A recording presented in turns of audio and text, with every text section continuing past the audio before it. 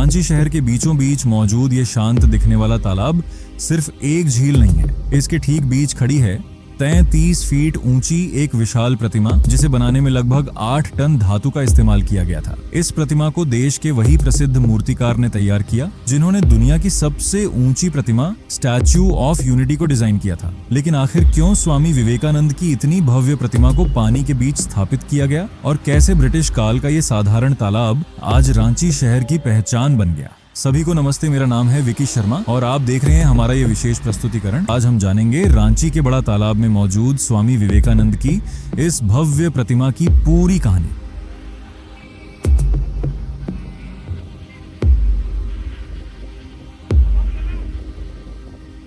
बड़ा तालाब के बीच खड़ी स्वामी विवेकानंद की ये विशाल प्रतिमा लगभग 33 फीट ऊंची है। इस प्रतिमा का वजन करीब 8 से 10 टन बताया जाता है, जिसे मुख्य रूप से कांसा यानी ब्रॉन्ज धातु से बनाया गया है, जबकि अंदर इसकी मजबूती के लिए भारी स्टील का ढांचा लगाया गया है। इस भव्य प्रतिमा को देश के प्रसिद्ध मूर्तिकार पद्म भूषण रामविलालकारी सुतार और उनके बेटे अनिल सुतार ने डिजाइन किया था। खास बात यह है कि राम सुतार वही मूर्तिकार हैं जिन्होंने दुनिया की सबसे ऊंची प्रतिमा स्टैच्यू ऑफ यूनिटी को भी डिजाइन किया है। इस प्रतिमा को उत्तर प्रदेश के नोएडा स्थित स्टूडियो में लगभग 50 कारीगरों और इंजीनियरों ने मिलकर तैयार किया था, जिसे बनाने में करीब 1 साल का समय लगा।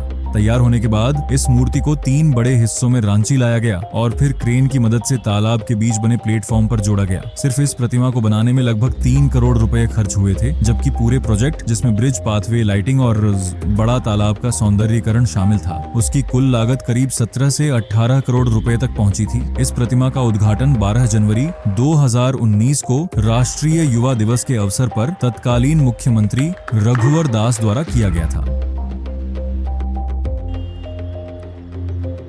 लेकिन इस कहानी की शुरुआत स्वामी विवेकानंद की इस भव्य प्रतिमा से नहीं होती। इसकी शुरुआत होती है अंग्रेजों के द्वार से।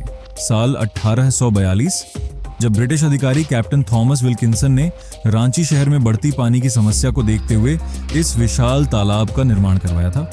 उस समय यह सिर्फ एक जलाशय था, शहर की प्यास बुझाने के लिए बनाया गया एक साधारण तालाब। लेकिन शायद उस दौर में किसी ने भी ये नहीं सोचा होगा कि आने वाले वर्षों में यही जगह रांची की सबसे बड़ी पहचान बन जाएगी। लेकिन समय के साथ शहर बदलता गया, आबादी बढ़ी, इमारतें बढ़ी और इसी के साथ बड़ा तालाब पर दबाव भी बढ़ता चला गया। आज सरकार ने यहाँ पाथवे, लाइटिंग और सौंदर्यीकरण का काम किया है, लेकिन इसके बावजूद पानी अब पहले जैसा साफ दिखाई नहीं देता। अगर आप ध्यान से देखें तो कई जगह पानी में प्लास्टिक और कचरा तैरता हुआ दिखाई देता है। कुछ हिस्सों को लकड़ियों और बांसों से घेरा गया है ताकि बहकर आने वाला कचरा एक जगह रुक सके।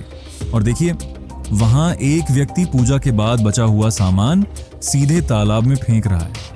ये सही नहीं है, लेकिन यहाँ बहुत से लोग आज भी ऐसा करते हैं। धीरे धीरे यही छोटी लापरवाहियां इस ऐतिहासिक तालाब को नुकसान पहुंचा रही हैं। आप देख सकते हैं तालाब में कुछ मछुआरे भी मौजूद हैं जो अपनी रोजी रोटी चलाने के लिए यहाँ मछलियाँ पकड़ते हैं।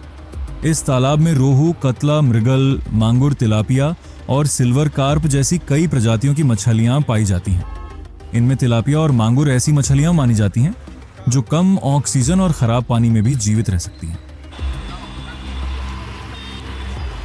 लेकिन फिर सवाल उठता है, आखिर स्वामी विवेकानंद की प्रतिमा के लिए इसी जगह को क्यों चुना गया? असल में सरकार सिर्फ एक मूर्ति स्थापित नहीं करना चाहती थी, वे रांची को एक ऐसी पहचान देना चाहते थे जिसे लोग सिर्फ देखें नहीं बल्कि हमेशा याद रखें। पानी के बीचों बीच खड़ी ये प्रतिमा केवल एक स्थापत्य संरचना नहीं है, ये एक विचार का प्रतीक है।